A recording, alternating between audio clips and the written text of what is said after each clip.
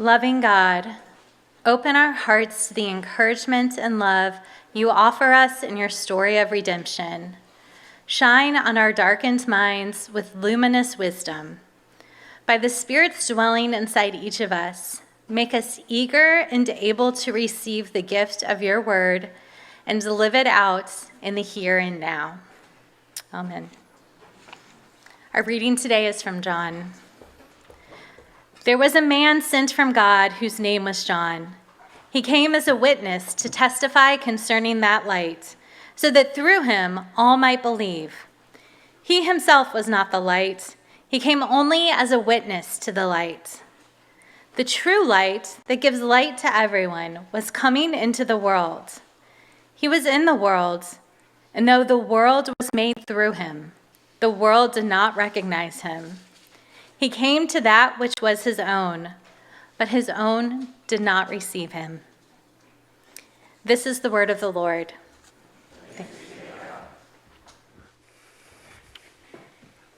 Well, if you were here last Sunday, we kicked off our Advent season in the first 5 verses of John's Gospel. And we are picking up this morning right where we left off, kind of each week building towards the punchline that John has for us, which is this: the Word became flesh and made his dwelling among us. It's a verse that the biblical scholar Gail O'Day described as the decisive event of human history.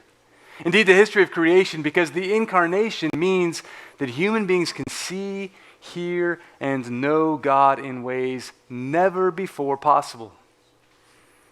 But the way that John builds toward and sets the context for this decisive event is worth noticing. And that's why we're taking it slowly, spending all of our time in Advent on just these first 14 verses of John's prologue. And so to help us navigate the gospel, these first 11 verses are about the glory of heaven, grounded in the stuff of earth. We spent last week on those first 5 verses, which begins with the memorable opening line, "In the beginning."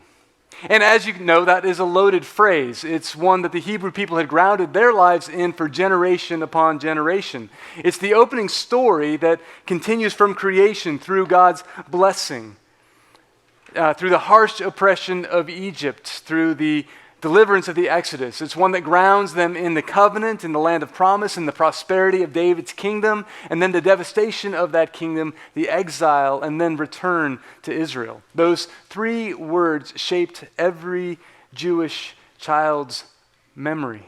In the beginning, God created the world, speaking it into existence. That was the start of everything. And in using that phrase, John is signaling to his fellow Jews, this is your story. But see, John has another trick up his sleeve as well, because the gospel was written in Greek, and the next 3 words are just as telling. In the beginning was the Logos, or in the Word as was the Word, as our Bible translates it. That was opening up a portal to a whole different audience. The Greek philosophers held that there must be some sort of mind or spiritual language holding everything together, permeating all reality. Something that binds and makes sense and brings order, that crafts this whole thing called life and brings it together. And they called this divine reason the Logos, or the Word. And this matters because by the time that John has written his gospel, there are far more Greek-speaking Christians than there are Jewish Christians. And so in using this word Logos, the Greek-speaking Christians would hear it and think, oh wait, this is my story. I'm going to risk an analogy to show you what John is doing here. Imagine that you are an 11th grader and you transferred in on your first day at a brand new school. You step into the cafeteria, you survey the landscape, and you see all of this scene unfolding before you. You got the freshmen over here. You got the preps. You got the mathletes. You got the cool kids over there, the jocks, the cheerleaders, the aspiring rappers handing out their mixtapes. You got the emo kids who are really just Enneagram 4s and have not yet taken emotionally healthy spirituality. And of course, over there on the one table, you got the girls who on Wednesdays always wear pink. But you're new, and you don't know anybody. So you're drowning. And instead of just standing there, you find an open table and you with these outsiders, and you grab onto the conversation like it is a life raft. And just when you're getting your sea legs, right, suddenly you hear this excited murmuring coming from the center of the cafeteria. And then you hear this chatter, and it starts to spread from table to table. And before long, everyone's kind of crowding in, listening to this person telling a story. And then you hear the name of your old high school and the name of your old hometown. And suddenly you realize, wait, this person's telling my story. Well, that is what John did to the entire Jewish and Greek-speaking world in just 6 words. And I am very, very aware of the inherent danger of comparing John's gospel to the plot of Mean Girls. But you gotta admit, the guy's pretty good. He's telling everyone's story. And it is the foundational story on which every other story owes its foundation and its being. In the beginning was the Word was with God, and the Word was God. The organizing principle of the Greeks, the divine creator of the Hebrews, they were in on it from the start. And in fact, they are one and the same. The Word was God. And that would have been enough to blow anyone's mind. But the thing is, John's not just after building a philosophical construct here. No, the most shocking claim that he makes is that this divine word is not some abstract spiritual force. Instead, it is a uniquely intimate reality that became present in a person named Jesus of Nazareth. Now, of course, the Greeks, they had plenty of their own kind of creation stories. Most of them had to do with power. Like there was some sort of battle up there in Mount Olympus between the gods, and whoever won would have all the other gods lining up behind him. And that's a story that we see playing out again and again in the world. It's a story about power and domination. The one who wins is the one who is the creator, the one who gets to write the history. But John is saying, no, the biblical story, it's different than that. John is pointing to a triune God who lived in a perfect community of love and who decided out of the overflow of that love to create a world and direct a world in love. And so John opens up his gospel not with angels breaking into an otherwise ordinary world. No, he's pulling back the curtain on all of reality altogether and saying that the most substantial foundation of light, the principle that holds all of the world together, is a person whose life is defined by love. And so these first 5 verses, they are a soaring declaration about all of life, about all of meaning, about every bit of hope that ever will or ever has found a solid footing. It's all right here. It's all in this story. This is an epic story about the glory of heaven. The light shines in the darkness, and the darkness will not overcome it. And then comes verse 6. So there was this guy named John. Talk about a shift in tone. But the thing is, John, it's not like he needed a better editor. Here's what I love about the Bible. The Spirit does not let us stay up in the heavens for too long. No, glory comes flooding down. It gets grounded into the dust and the dirt of the world in that insistently personal way that God will not give up on. The light shines in the darkness, and the darkness has not overcome it. It really is that transcendent. There was a man sent from God named John. It really is that ordinary. Well, John the Baptist stands in the long line of witnesses who are all pointing the way to Jesus. He himself is not the light, John the gospel writer claims. He only came as a witness to the light. So there's just one light. That's Jesus' mission to the world. But there's also a witness who points the way from the darkness toward the light. That's your and my mission in the world. Theologian Stanley Hauerwas is fond of saying that the first job of the church is to make the world the world. He goes on to write, I am in fact challenging the very idea that Christian social ethics is primarily an attempt to make the world more peaceable or just. Put starkly, the first social task of the church, social ethical task of the church, is to be the church, the servant community. And such a claim may well sound self-serving until we remember that what makes the church is its faithful manifestation of the peaceable kingdom in the world. As such, the church does not have a social ethic. The church is a social ethic. In other words, our primary job is to be a signpost directing others toward the kingdom that is breaking into the world. The question is not about what produces results or about what is effective. Rather, how does the quality of our work and our worship and our relationships with each other keep pointing to the reign of Jesus no matter what kind of stories the world is coming up with? The church needs to make the world, which is another way of saying we were never meant to generate the light. Our job is just to bear witness to the light, to reflect it by living the kind of life that exposes the darkness for what it really is. That's what John is up to. I'm not the light, but I can tell you where to find him. A few verses later, the religious leaders catch wind of what John is up to. They hear about this wild-eyed revival preacher who's out there kind of drawing people into the Jordan, firing the crowd up, baptizing them, getting a real big crowd. And so they take a day off and they go down to the Jordan to see what it is that John is up to. Now, this was John's testimony. When the Jewish leaders in Jerusalem sent priests and Levites to ask him who he was, he did not fail to confess, but confessed freely, I am not the Messiah. Now, see, John, he's the son of a Levitical priest, so he's steeped in this tradition. He's been swimming in it since he was a kid. And these aren't just any old priests who are coming to hear him. These are the Pharisees and the Sadducees from Jerusalem. These are the wealthy elites who run the temple, who've got this kind of worldly, aristocratic bent about them. They're the ones with the money. They're the ones with the power. And then there's the rabbinical school who know the Torah frontwards and backwards. And these are the ones who are coming out to nowhere to hear him preach. They're the best of the best, and they've come to hear you, John.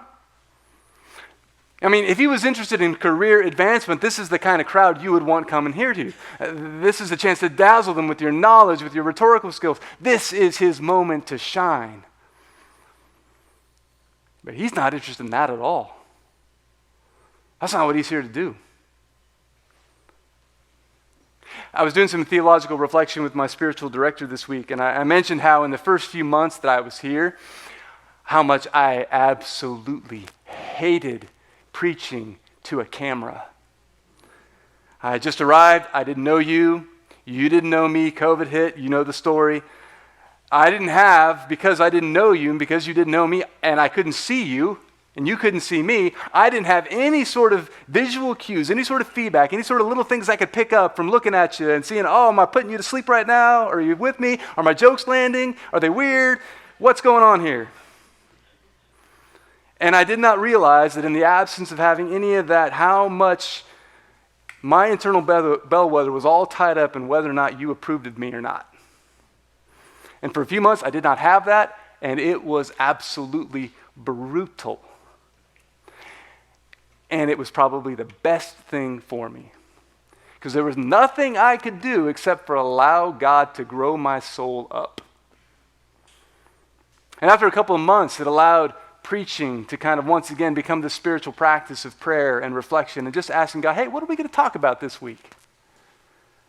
And as I was talking about this with Alan, he dropped this line, and I thought it was just so wise. He said, it's very hard to lead people from whom you desperately need something. It's hard to love people if you need them to approve of you, because then you're not going to tell them what they might need to hear.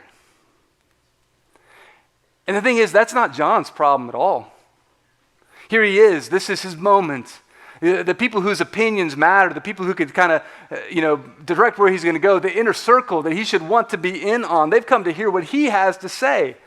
But he's got no interest in performing for them, saying the things that they'll like. In fact, what he says puts him on a collision course with the powers of the world. He only wants to bear witness. My time to shine? No. That light is not mine. It never was. But I've seen it. I can point you to it. Look, I'm not the light. I'm just here in the dark telling you where to find the light. And I'm doing the kind of things that will help prepare you. So you want to step into these waters? help get your eyes clear. You can see it when it comes. I mean, this is a guy who's free. He's not preoccupied with the approval, the interest of the gatekeepers. He can look at those people who might determine his future. Just give them the same message he's given to everybody else. Hey, step into the water. Get yourself right. He was there when he heard the Father say to Jesus, "This is my Son whom I love. In him I am well pleased," long before Jesus did anything in his ministry. And so people who are free from the need to prove themselves or to find their legitimacy in the eyes of others or in the power structures of the world, but are instead so attuned to the voice of Father, those people can pave the way for the kingdom. And the thing is, I know this, you and I, we face these pressures all the time. And the thing is, if you can have the same conversation in 3 different social settings and not wonder afterwards if you have been 3 different people, you're free. What if there was a community of people like that, free from the need of others' approval so that they could love their neighbors well? What a gift might they be to the world around them. What if there was a community so attuned to the Father's voice that they end up sounding like the God they worship? What a threat to the powers they would be in the best possible way. That's a life that knows how to turn on the light in the dark, because that is a life that is not caught up in trying to be the light. John came as a witness, we are told. The thing about witnesses is that they're not the center of the story. They don't have the power to make things happen. They only say what they know, what they have seen, what they have experienced. But they can't do it for themselves. There's a scene in George Bernanos' novel, The Diary of a Country Priest. And this young priest is summoned to care for a woman in his parish who is difficult. But now she's dying. And, the initial joy of his call is kind of worn off, and now he's been at it for a little while, and this creeping cynicism is kind of coming into his life, and he's a little bit ambivalent about making this call. But he goes to her, and he hears her confession, and he says kind of robotically, "Be at peace, be at peace." And then much to his surprise, she gets down on her knees in front of him, and he watches her entire countenance change. And to his surprise, he is overwhelmed as he watches her have more peace than he himself has. "Oh, miracle," he says, "thus to be able to give what we ourselves do not possess, the sweet miracle of our empty hands." Because you and I don't need to be the light, you got to know there's nothing that you have that God needs. Except maybe your empty hands, into which he can place a little bit of light for others. To be a witness is to be free from the burden of having to be the light. But John's story shows us that it's also about waiting. See, because witnessing to the light doesn't mean that you'll be without your share of darkness. Sometimes it means passing on a peace that you yourself do not have. Later on in the gospel, John's refusal to change his tone in front of Herod lands him in some pretty hot water. He finds himself unjustly imprisoned, wondering what it all means, wondering if his life work of paving the way for the light that shines in the darkness is going to come to anything at all. Matthew chapter 11 records it like this. "Now, when John heard in prison about the deeds of the Christ, he sent word by his disciples and said to him, 'Are you the one who is to come? Or shall we look for another?'" This is John's dark night of the soul. He was sure that Jesus is the one that he and all of Israel had been waiting for. And he's heard Jesus preach. He's seen him do the things that Jesus does. He's seen him, bring light out of darkness. He's seen him bring healing to bodies that were racked by disease. He's seen the demonized, the tormented become back to their senses. He's seen renewal break in everywhere Jesus goes, but now he's sitting here and that renewal feels like it is a million miles away. So he sends his disciples to ask, are you the guy? Do we look for somebody else? And what's behind that question? Look, Jesus, I was in on all of this light in the beginning. I thought we were here to push back the darkness, and it was looking really good for a while, but now I'm here in these four walls of a prison cell, and it's looking pretty dark. I mean, come on, Jesus. If you're sitting on a royal flush, it's time to stop slow playing your hand and go all in. Otherwise, if you're not the one, you just tell us where to look. I don't know why it is, but every bit of renewal that happens in the world, that happens in our lives, comes after seasons of barrenness and a whole lot of waiting. It's because the glory of heaven is coming into the grit and grime of earth. And the reality of our experience looks like unforeseen pain, disappointment, longing, loss, shattered dream, unmet expectations. A whole lot of waiting. Are you the one? Is this it? We all know that question.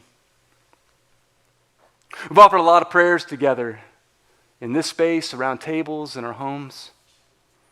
We prayed for strength to cope, for grace to bear the light of reconciliation in a really fractured and divided world. We prayed for kids who are struggling to make sense of that world. We prayed for God to bring healing to ailing bodies, and for God to bring results to this round of resumes going out yet again. We've prayed for victims of injustice only to pray for more victims. We've prayed for nations to beat their swords into plowshares only to see them turn from cultivation to violence. We're praying for just a little bit of light to break in. We pray for all of that and then we wait. And in all that waiting, the questions that come are inevitable. If the light is driving out the darkness, why, when I look up at the night sky, does it look like the darkness has got a whole lot more territory? How can this be it? And friends, those are Advent questions. You don't get very far in the life of faith or the life with God without asking those questions. Is this it? Maybe you are even asking some version of that question now. See, because bearing witness to the light brings you to this place of freedom. But then it brings you also into this place of waiting, and that is where God does his deepest work in your life. Mother Teresa was well known for her ministry among the poorest of the poor in Calcutta. And shortly after she died, her journals revealed that this long, intense period lasting until just a little while before her death of absolutely profound spiritual isolation, where she would pray and feel this sense of God's absence as dark and frightening as early as, or just as dark and frightening as the early periods of joy and intimacy that she experienced with God. And I heard the story by a Jesuit priest, John Kavanaugh, who took a sabbatical for 3 months while he was dealing with his own period of isolation and loneliness in ministry. And so he went and served with her, and he was wrestling in all this uncertainty. And upon meeting Teresa, she asked him, "What can I do for you?" And he said, "I just want you to pray for me." And so she said, "Well, what do you want me to pray about?" And so he came to ask her the thing that he had been traveling thousands of miles to get to. "I want you to pray that I have clarity." And after a little while, she looked at him and said, "No, I'm not going to pray for that. Clarity is the last thing you are holding on to, and you need to let go of it." Obviously, this was not the answer he'd come to hear. Look, all due respect, Teresa, you seem to have a whole lot of clarity in your life. Why won't you pray for what you have? "Oh, clarity," she laughed. "I have never had clarity. What I have had is trust, and so I will pray that you will trust God." Talk about a mic drop moment. Everything significant that God has done in you and in the world has come after seasons of barrenness and waiting. Not in the absence of our pain, but in God's presence right in the middle of it. Trust, that is our part in the waiting. And Jesus, he tells all these stories about a kingdom that comes like a seed. It starts out slow. And in between the planting and the reaping, there are these long periods of absolute silence. And when most of the work is happening out of sight in the dark, in the broken soil of the earth, there are long stretches of time where it looks like absolutely nothing is happening. And it's this pattern that presents itself stubbornly over and over again in the pages of the Bible. Take Abram and Sarai, for instance. Childless and in their twilight years, when God promises them an heir to receive the blessing. And so they hold on to that promise, clinging to it for all it's worth. But then time marches on. And it keeps going. And they start to wonder, maybe we're supposed to do something about this. Maybe it's our job to make this happen.